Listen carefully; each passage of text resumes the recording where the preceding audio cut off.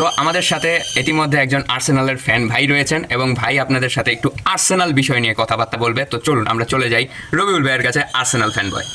So Rabiul ভাই, আপনার কি মনে হয় মানে এই আর্সেনাল তারা যে মানে মাঝখানে একটা খরা যাচ্ছিল যে তারা 1-0 গোলের বেশি করতে পারে না, এবং আজকেও আমরা দেখলাম তারা 1 গোলের বেশি না করতে না পারার পর তারা যে 4 জন ডিফেন্ডার ডিফেন্স করে গেল, তারা কি ওই ট্যাকটিকে যাচ্ছে যে মানে আপনার মরিনিওর ট্যাকটিক যে ডিফেন্ডার আমাদের ট্রফি জেতাবে এবং অ্যাটাক আমাদের ম্যাচ জেতাবে? সো অ্যাটাক তো তারা তো গোলই করতে পারছে না, তো আপনার পিএসজি বা বায়ার্নের সাথে তারা কিভাবে অ্যাপ্রোচটা করবে?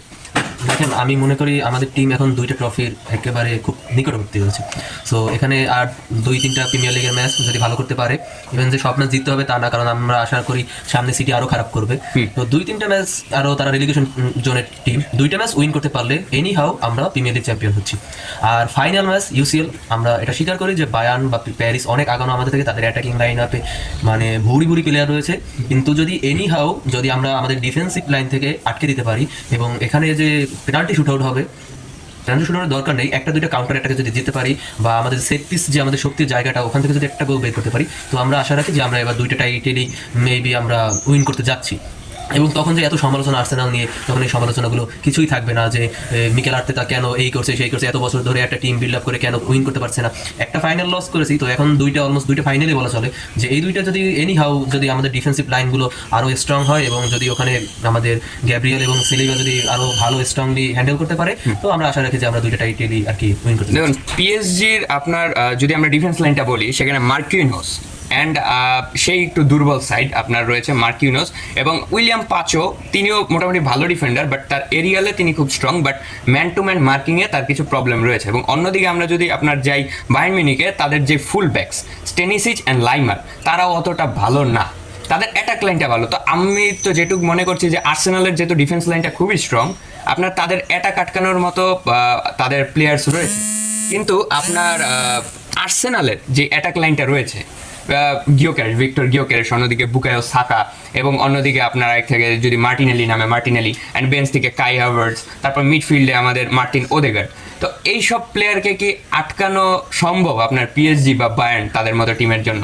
দেখেন, আমি মনে করি যে এখানে হচ্ছে আমাদের যে রাইস আছে, ডেকলান রাইস, তো সেট পিসে খুব ভালো করে, 2-1টা যে ফ্রি কিক বলেন, কর্নার কিক বলেন, এইগুলোর দিকেই আমি মানে বেশি ফোকাস করতেছি। আমি মনে করি না যে আর্সেনাল যে ফুল অ্যাটাকে গিয়ে তারপরে গোল করবে, এখানে সাকা বলেন বা এছাড়া যাদের নাম বললেন, আমি মনে করি না যে এভাবে আর কি আর্সেনাল ভালো করতে পারবে। আর্সেনাল তারা যেভাবে ভালো করে আসতেছে, যে ডিফেন্সের দিকে ফোকাস করে এবং 1-2টা counter attack, otherwise set piece থেকে গোল আদায় করা, কর্নার কিক আপনি দেখবেন যে গেব্রিয়েল কোথা থেকে মানে জায়গা চেঞ্জ করে করে তারপর হচ্ছে গিয়ে গোল করতেছে, তারপর উইলিয়াম সেলিবা ভালো করতেছে, তারপর ডেকলান রাইস ফ্রি কিকগুলো ভালো করতেছে।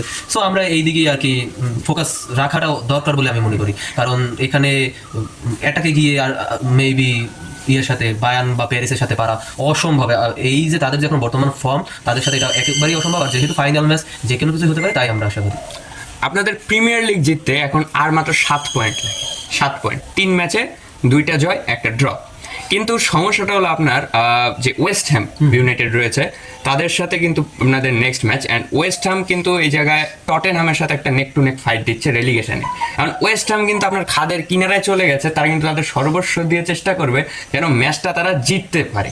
তো এই ক্ষেত্রে কি আপনাদের অ্যাপ্রোচ থাকবে যে এই ম্যাচটা অন্তত ড্র বের করে বাকি 2টা জেতা, না এইটা জিততে যাওয়ার জন্যই আপনারা খেলবেন, নাকি এই ম্যাচে পা স্লিপ করার কোনো মানে পসিবিলিটিস রয়েছে? রেলিগেশন টিমের সাথে মানে উইন করা ছাড়া অন্য কোনো চিন্তা ভাবনা আমরা করতে পারি না এই মুহূর্তে।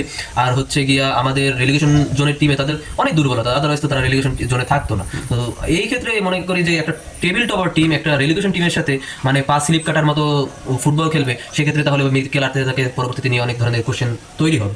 আর আমি মনে করি যে এই ক্ষেত্রে আর্সেনালের অত যে খুব বেশি ট্যাকটিক্স ফলো করতে হবে এমনটা দরকার হবে না, আর্সেনাল এখানে ইজিলি উইন করতে পারবে। বাট বার্নলি কিন্তু তাদের নিউ কোচ মাইকেল জ্যাকসন এনেছে, মাইকেল জ্যাকসন, তার আন্ডারে কিন্তু তারা লাস্ট 3 ম্যাচের 3টাই অপরাজিত।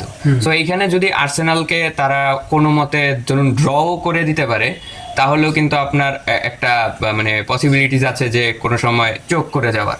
আপনার বটল আপ করে যাওয়ার। তো সেই ক্ষেত্রে আপনি কি মনে করেন যে আপনার মিকেল আর্তেতা কি এইসব ছোট দলের সাথেও আপনার সেই ওই ডিফেন্সিভ স্ট্রাকচারে খেলবে, নাকি ওই যে আমরা লাস্ট যে লিগ ম্যাচটা দেখলাম ফুলহ্যামের এগেইনস্টে, যে ফার্স্ট হাফে আপনার 3 গোল করে তাদের ভিতরে একটু অ্যাটাকিং প্লেয়ারটা এনে খেলাটা, সেই অ্যাপ্রোচটাই যাবে? আচ্ছা, আপনি যদি লক্ষ্য করেন মানে আর্সেনালের কিন্তু অ্যাটাকিং লাইন খারাপ না, যথেষ্ট স্ট্রং, ইভেন মিড যথেষ্ট স্ট্রং, কিন্তু মিকেল আর্তেতার কোচিং যে স্টাইলটা সেখানে সে যথেষ্ট মানে ডিফেন্সিভ খেলতে পছন্দ করে এবং সেখানে সে যথেষ্ট সাকসেস। আরেকটা জায়গা তার বড় শক্তির জায়গা, সেটা হচ্ছে সেট পিস, কারণ সেট পিসে স্ট্রং প্লেয়ারের দরকার হয় এবং আপনার টিমে ম্যাক্সিমাম প্লেয়ারই স্ট্রং বলতে গেলে, বিশেষ করে ডিফেন্সিভ লাইনে যারা আছে তারা যথেষ্ট স্ট্রং। তো মানে রেলিগেশন টিমের সাথে আপনি মানে ডিফেন্সিভ খেলবেন এই জিনিসটা না, মানে এই মুহূর্তে মনে হয় না যে আর্সেনাল ওইদিকে পা দিবে, কারণ এখানে যদি একটা পয়েন্ট তারা হোঁচট খায়, ওদিকে সিটি তাদের একেবারে ঘাড়ে নিঃশ্বাস ফেলতেছে। সিটি হ্যাঁ একটা ম্যাচে হোঁচট খেয়েছে, কিন্তু তাও তো তারা শেষ মুহূর্তে গিয়ে হারা ম্যাচ ছিল, শেষ মুহূর্তে 2টা গোল হলো এবং ওই গোল 2টার কারণে তারা আর কি ইয়ে করে গেল।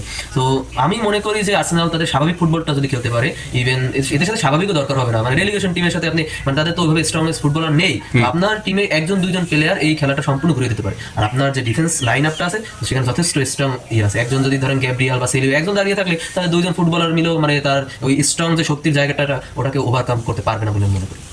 তো নেক্সট ম্যাচ আমাদের আজকে রয়েছে Bayern Munich versus PSG, the dangerous duo of Europe যেটা আমরা বলি। সো এই দুটোর থেকে যে কোনো একজন যাবেন। Already Arsenal they go through into UCL final. So UCL ফাইনালে আর্সেনালের সাথে কে হয় সেটা নিয়ে কালকের ভিডিওতে তো আমরা জেনেই যাবো, অ্যান্ড কালকের ম্যাচটাও তো আমাদের দেখতে হবে, বিকজ 4-5-এর একটা থ্রিলার ম্যাচ হয়েছিল ফার্স্ট লেগে, অ্যান্ড সেকেন্ড লেগে আশা করি আবার একটা থ্রিলার হবে। And the main thing is Arsenal তারা বর্তমানে 2টো ট্রফি জেতার জন্য খুব ভালোভাবে রেসের রয়েছে। একটার ফাইনালে তারা চলে গেছে এবং আরেকটার 7 পয়েন্ট লাগে আর্সেনালের। আশা করি আর্সেনাল এই মুহূর্তে এসে আর পা স্লিপ করবে না, অ্যান্ড সিটি তারাও জিতার চেষ্টা করবে। বাট সিটির কালকে যেভাবে তারা 2টো পয়েন্ট স্লিপ করেছে সেটা তাদের জন্য খুবই খারাপ একটা অ্যাপ্রোচ ছিল। আপনারা কমেন্ট করতে পারেন আপনাদের কি মনে হয়, আর্সেনালকে বটল জব করবে না আর্সেনাল এবার অন্তত একটা ট্রফি সিকিউর করতে পারবে? আমি ভাবছি 2টো ট্রফি জিতবে। সো ভালো লাগলে লাইক করবেন, শেয়ার করবেন, অ্যান্ড ফলো করে দেবেন আমার টিকটক অ্যাকাউন্ট অ্যান্ড ফেসবুক। আর যদি আপনারা ইউটিউব থেকে দেখে থাকেন please follow my YouTube channel. So আজকের মতো এই পর্যন্ত, ভালো থাকবেন, সুস্থ থাকবেন, বাই।